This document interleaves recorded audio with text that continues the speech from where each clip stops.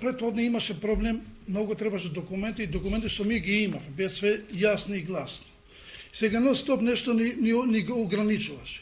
Дај ова, дај тоа, и тогаш ти си муче и викаш, неќемо тоа.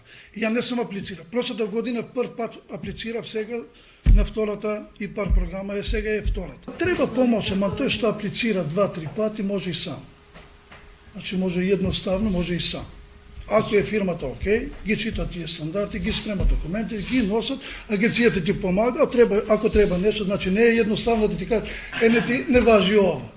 Уште во јануар бевме пријавени, ние експресно ни одговорија и го добивме грантот и програмата е добра, таа се однесува за дел од линијата за сокови, пошто ние меѓувреме мораше да работиме нешто. Ние викавме, ако не додаде и пат не сами ќе инвестираме, меѓутоа тоа ќе биде наш поголем трошок и намалување на капиталот, меѓутоа мораме да работиме нешто. За инвеститорите овој период е многу значаен.